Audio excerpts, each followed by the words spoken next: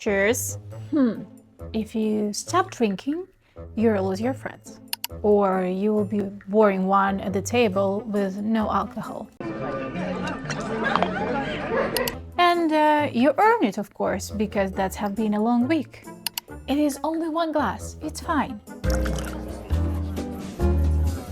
And of course, alcohol relaxes you. No. Of course, not one of those is true, and I'm going to take all 5 apart. But first, I'm warning about week 2, because that is exactly when you will decide I was lying to you. And before anything else, here's what I want you to hear in the first 2 minutes. If alcohol has more of a grip on you that you're comfortable with, that is not a character flaw. It isn't weakness. You did not fail some tests that other people passed. You are up against a product, engineered over about a century to be exactly this hard to put down, and sold to us as a connection, celebration, and reward. That was never a fair fight, and nobody ever told you it was a fight at all. So take a breath. Nothing today is going to be about you being bad at this. I'm Olga, clinical psychologist and psychotherapist, and this is the Symptom, where every week we take something we are all quietly agreed is normal and ask what is actually a symptom of. One agreement first, same as always. We are looking for a mechanism today, not hanging out labels. Nobody is diagnosing themselves or anybody else by the end of this video. Like the video, subscribe, and then get comfortable. This is one matter. Let's go.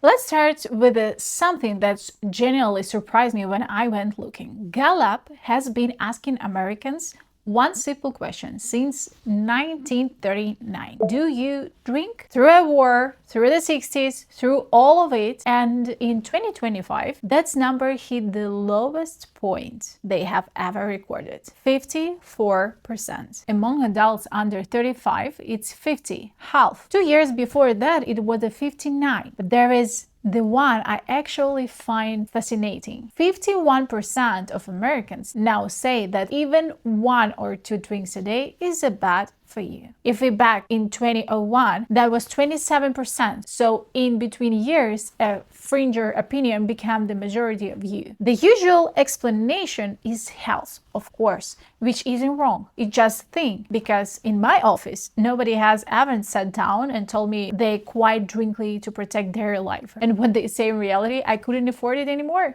And they are not talking about money, of course. So let's take this apart properly, because there are 2 things sitting inside in one habit, and almost nobody separate them. 1. The signal. There is a moment and you know exactly which one it is. The day is finished. Nobody needs anything from you. The glass is cold. There is a sound when you put it down, and for 5 minutes, the world is not asking you a question. That moment is real, it is necessary, and you are completely right to want it. And part 2, the chemical. There is the ethanol, which does something quietly different. Because here's the thing I say no to at the start. Alcohol does not relax you. It doesn't give you rest at all. It borrows it from tomorrow morning. It's a genuinely terrible rate of interest. And what it actually does, it sedates you. And sedation and rest are not the same thing. They just feel similar for about 90 minutes. Then your nervous system spends the next day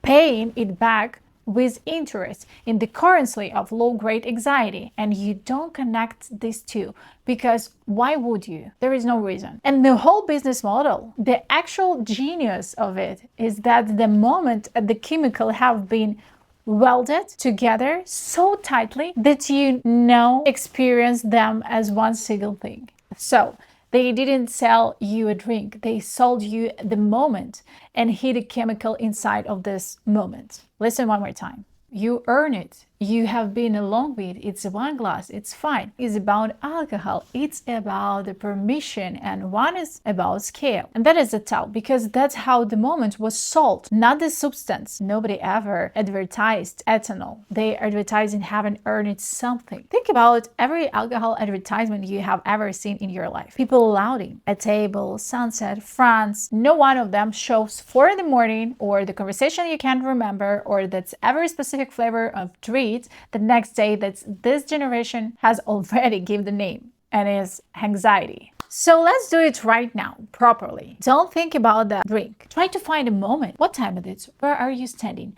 What are you putting down? What isn't asking you for anything? Got it? Good. That is the thing worth protecting. The rest is negatable, and we'll come back to it. Now the part that gets the left out of every inspiration video about quieting, because people will happily tell you it's hard. Almost nobody tells you what specifically goes wrong and when and why. And knowing that mechanism is what stops it from taking you down. There is the 3, and they arrived in order. So 1, the gray weeks.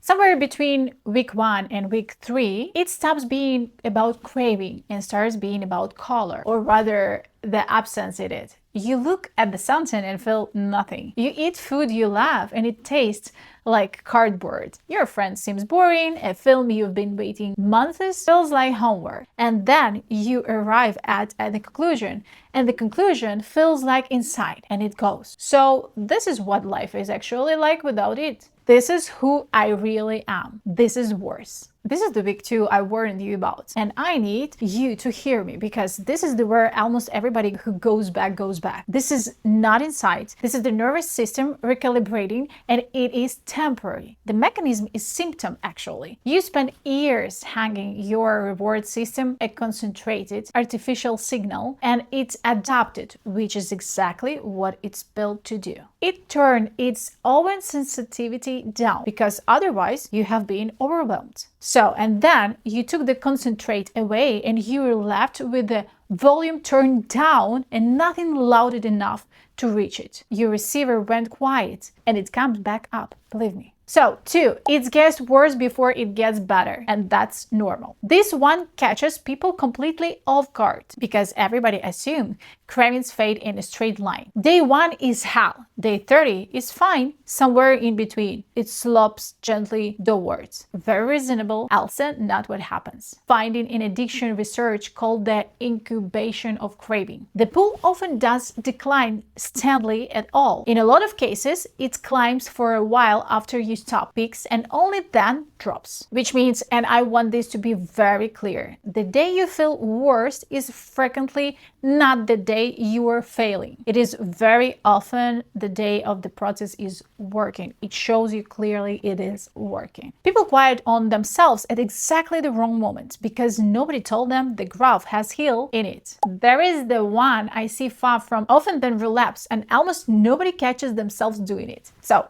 somebody stops drinking, generally probably well, and their screen time goes up by about 40%. There is not purine anymore. They are scrolling or shopping or refreshing something in 11 at night with a slightly glazed expiration. I call this counterfeit sobriety, and I say that without a minute of judgment, because it is the single most common thing I watch happen. The brain didn't quite. It's changing suppliers, and the liver thing is real and it matters genuinely, but you are still spending your entire capacity to feel ordinary thing in the 50-second videos, and the leash is still on. It just pixelated now. Now I'm not going to tell you nothing changes, because that would be a lie, and you know it. Something does change, but it isn't what you think, and it isn't a loss. A shared drink is a code. You said, I'm one of you, I'm safe, I'm not judging you, and the moment you stop using that code, some people get uncomfortable, which is really normal, because your choice started working as a mirror, and nobody ordered a mirror with a dinner. And here what I actually see happen: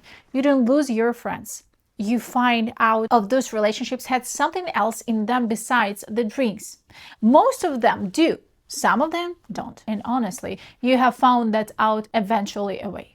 That is not losing anymore. That is just information arriving earlier than you have liked. So, and it goes wrong in a 2 direction, and I have watched it both. Either you spend the whole evening apologizing for yourself and producing a small documentary about your reasons, or you become an evangelist and your friends stop inviting you. And honestly, fair enough. Please be neither. If someone asks, not tonight is a completely sentence.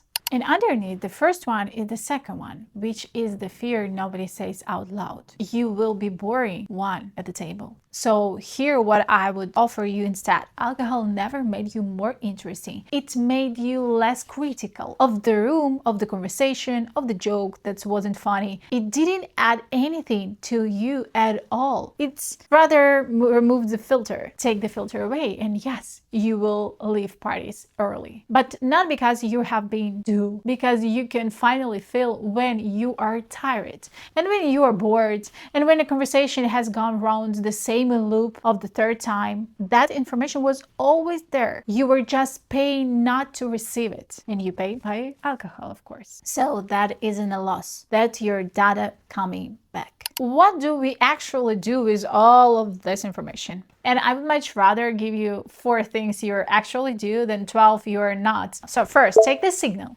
Leave the chemical. The moment you found earlier, protect it is personally. Build it out of something else. The cold glass, the ritual, the glass non-alcohol version, the 5 minutes where nobody needs you, that's calm down. Protect the boredom for 2 weeks. And I don't mean do a digital detox. I had this perhaps. It sounds like a retreat with a juice menu. I mean this. When the empty feeling turns up, let it sit there for 60 seconds before you reach for anything at all. And that is the whole exercise. You are teaching a system that has generally forgotten that emptiness is survivable and not the emergency. Outlast the craving, don't fight it. When one hits, and it will be physical, go for a walk. The minutes briskly somewhere else, not because walking is magic, but because a craving has a shape. Respect their choice as loud as you want them to respect yours.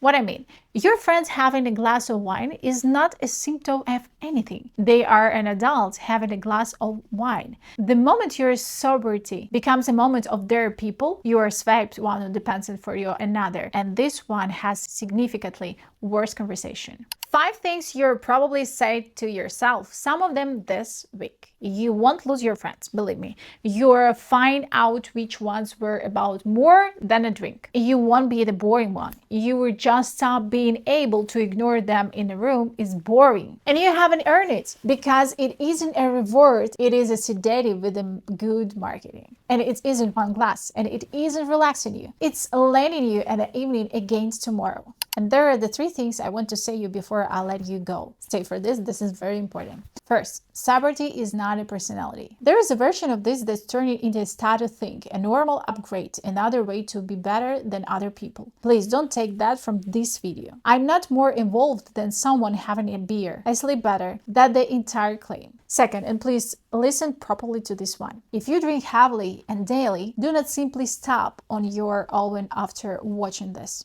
Alcohol is one of the very few substances where suddenly stopping can be medically dangerous. This is not me being dramatic. This is a real clinical fact, and it's why detox happens with the supervision. If that's your situation, please talk to a doctor first. Not because you're weak, because that is how it's particularly substance work. And third, was never a moral question. Not once today did I say that drinking is bad or that people who drink here are weak. And I want to be sure nobody lives here thinking that's what they heard.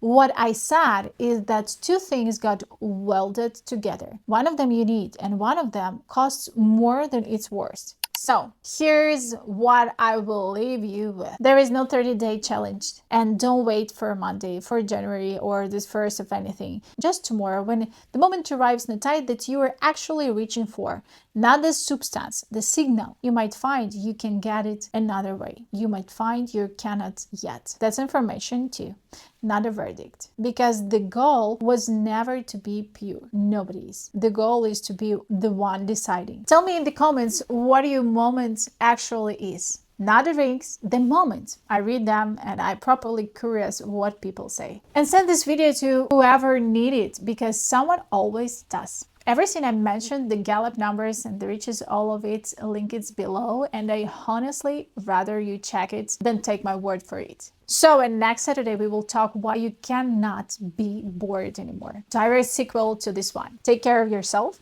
Hugs.